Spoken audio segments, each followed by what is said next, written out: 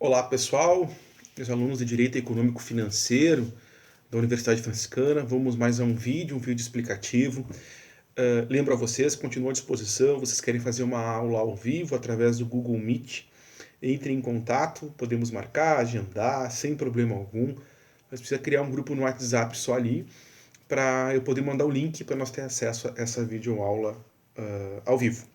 Vamos lá. O assunto de hoje é a escola clássica. Eu vou trabalhar com o primeiro autor. Esse primeiro autor é Adam Smith. Eu pegando a característica inteira da escola clássica, a escola clássica é liberalismo. A escola clássica é liberalismo econômico. O que isso significa? Significa um Estado não intervencionista, um Estado não condutor da economia. Se eu trouxer para uma análise mais fidedigna hoje, eu não teria Bolsa Família, não teria Vale Gás, não teria escola pública, não teria SUS nem universidade pública. Ou seja, o Estado não é provedor do bem-estar social. O Estado não é provedor do bem-estar social, o Estado é condutor, um condutor. E as pessoas têm, através do liberalismo econômico, que elas tomam as suas decisões. Adam Smith faz as suas análises com base na primeira revolução industrial que ocorre na Inglaterra, principalmente nas indústrias de fiação e tecelagem. Também eu tenho carvão no distrito de Manchester, na Inglaterra. Então, o cenário qual as teorias da escola clássica são formuladas, o cenário qual as teorias da escola clássica são formuladas é o cenário da primeira revolução industrial. Adam Smith é o principal pensador desta corrente. Adam Smith é o principal pensador dessa corrente. Mas aqui eu faço um contraponto. Lá na fisiocracia eu tenho a França e a agricultura que gera excedente. Já na escola clássica, como um todo, eu tenho a Inglaterra e o que gera excedente é a indústria, o que gera excedente também é o comércio. E quando eu começo a falar no Adam Smith, a primeira coisa, o primeiro conceito importante chama-se mão invisível. Mão invisível é a mão que leva aos teus interesses egoístas. Atenção, é a mão que leva os teus interesses egoístas em prol da coletividade. Vamos a um exemplo, vamos trazer o exemplo os dias de hoje para te conseguir nos aproximarmos dessa teoria. Vamos lá. Primeiro exemplo. Da mão invisível. Eu sou promovido na minha empresa, então eu começo a ganhar mais. Então eu saio de 1.000, 2.000 reais, 3.000 reais para 10.000, 15.000, 20.000. A partir disso, eu contrato uma secretária, eu troco de carro, eu compro uma nova casa. Ponto. Então, através do meu interesse egoísta, através da minha meritocracia, eu começo a beneficiar a coletividade.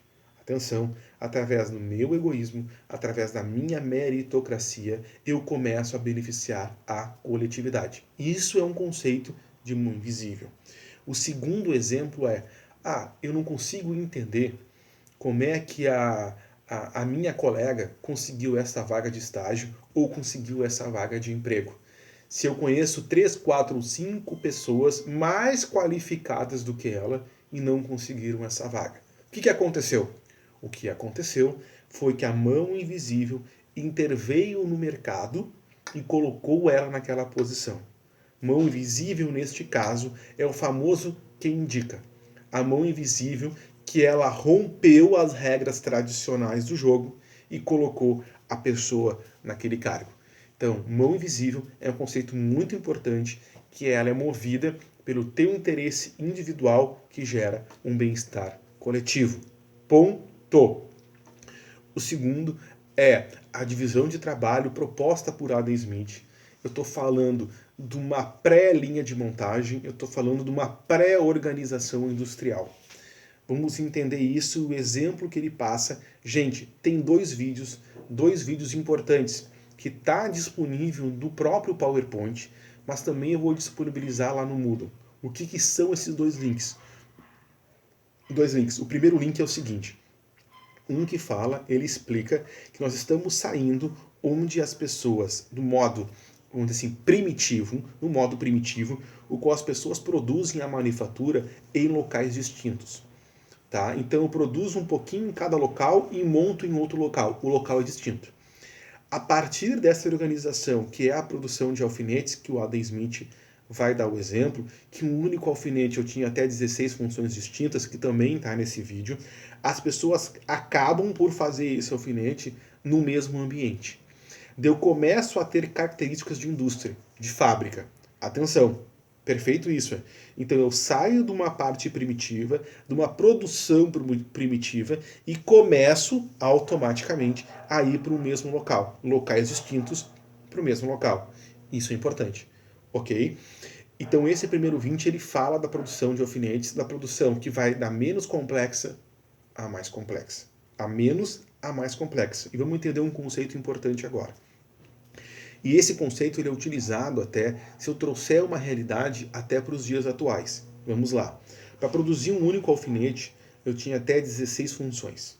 A primeira função é quem corta o metal, tá? Corta o metal. E a última função, a 16ª, é aquele que embala o alfinete. Ponto. Importante. Neste processo aqui, no meio dele, eu tenho a pessoa que molda. E a pessoa que molda o alfinete, que faz a voltinha do alfinete. Vamos entender. A função mais complexa é quem molda o alfinete. A função mais complexa é quem molda o alfinete. E se a minha função é complexa, automaticamente eu ganho mais. Se a minha função é complexa, automaticamente eu estou ganhando mais. Isso nos dias atuais, essa teoria século XIX, no século XXI, qual nós estamos, funciona assim também. Quem exerce função complexa, automaticamente acaba por ganhar mais. Da mesma forma, aquele que só embala o alfinete, que é a atividade menos complexa, é que ganha menos. E no modelo atual é aquela pessoa que ganha o teto. Ok? Então, se ficar bem claro, numa pré-linha de montagem, no processo de divisão do trabalho proposta por Adam Smith, nós já temos algo muito importante. A atividade mais complexa é a que vai ganhar mais. E a atividade menos complexa é a que vai ganhar menos. Por que isso está ocorrendo? Quanto menos complexa for a tua atividade, tá vindo pessoas, eu estou mudando numa característica de um país agrícola para um país industrial, as pessoas estão vindo do campo para a cidade. Ok, isso ocorre hoje também. Então eu estou aumentando a minha oferta de trabalho. E quanto maior a oferta para produzir um emprego, o qual não é complexo, automaticamente os preços, os salários são muito baixos. Ok? Vindo muita gente, estou migrando de pessoas do campo para a cidade, eu estou aumentando a oferta de trabalho. E estou aumentando a oferta de trabalho aonde? Eu estou aumentando a oferta de trabalho naquela atividade que é menos complexa, por isso que os preços, por isso que os salários também acabam por ser menor. Ponto. Resolvemos esse problema já. O segundo problema que eu tenho aqui, neste processo, que é um ponto positivo, que é uma pergunta que está sendo feita no final também, as perguntas avaliativas, que são 3, sim, quanto mais eu exerço sempre a mesma atividade, quanto mais eu faço a mesma atividade, automaticamente eu crio uma certa destreza, eu crio certos macetes e eu acabo a produzir mais e mais, ok? De tanto fazer a mesma atividade, eu também acabo por aumentar a minha produção. E quanto mais eu faço a mesma coisa, mais eu estou produzindo. Perfeito. Tá? Isso ocorre com a gente. De tanto eu usar o computador, de tanto eu adestrar, cada vez mais eu gravo vídeos melhores. Ou, cada vez mais eu estou usando as teclas. Ctrl+C, Ctrl+V, Ctrl+Z. Eu estou me aperfeiçoando e fazendo de forma mais rápida e também melhor. Ponto. Mas esse processo tem alguns pontos negativos, alguns atenuantes que eu quero chamar a atenção de vocês. Vamos lá. Eu estou tendo um funcionário acéfalo, eu estou tendo um funcionário acerebral. O que isso significa? Eu não conheço o fim do meu trabalho. Eu não conheço o fim do meu trabalho porque eu sei fazer uma única função. E como eu sei sempre fazer uma única função, eu nunca vou chegar até a atividade mais complexa. Ou seja, eu vou estar sempre fazendo a mesma coisa e sempre ganhando também a mesma coisa. Então, acho que é isso que é importante. Essa dica é importante. Essa é uma limitação, que eu não consigo progredir dentro das atividades como é proposta por Adam Smith. Outro ponto negativo que eu tenho, se eu tiro um trabalhador, um colaborador dessa pré-linha de montagem, se eu tiro um colaborador dessa pré-linha de montagem, automaticamente todo o meu trabalho para. Porque ninguém conhece o trabalho do outro. Ninguém compartilha conhecimento um com o outro. Então, se eu morrer ou se eu ficar doente, a minha pré-linha de produção ela acaba parando. Isso é outro defeito que eu estou chamando a atenção para vocês também nessa divisão do trabalho proposta por Adam Smith. O segundo vídeo, que também está proposto lá nos slides, o qual eu disponibilizei para vocês, ele mostra lá uma analogia, é bem rapidinho, com os tempos modernos de Charlie Chaplin, o qual a pessoa faz sempre a mesma função, e vocês vão ver no vídeo lá, que ele sai da fábrica, tá fazendo, repetindo as funções o qual ele estava fazendo. No Chaplin, em tempos modernos, eu já estou dentro da indústria. O que eu estou discutindo aqui, mas é válido esse vídeo, é a indústria primitiva, tá? Artesanal, primitiva. Mas o meu caminho é até chegar a essa indústria tradicional. Eu tenho 3 perguntas para te explicar a divisão do trabalho proposta por Smith, o que tu entendeu no base dos 2 vídeos. Pergunta 1. Pergunta 2. Se a teoria da divisão do trabalho de Smith é utilizada pelas empresas. Sim, muitas empresas utilizam a teoria de Smith, mas de forma aperfeiçoada, e eu costumo dar o exemplo do McDonald's. Só que por que o McDonald's aperfeiçoou? Porque as pessoas passam em todas as funções, então todo mundo sabe o trabalho do outro, e ela acaba ficando naquela função o qual ela desempenha de forma mais rápida e também melhor. E a terceira pergunta é: a mão invisível está presente no mercado de trabalho? Uma interrogação. E os interesses que nos movem são interesses egoístas? Então, é mais opinativo, é mais uma provocação que eu estou propondo para vocês.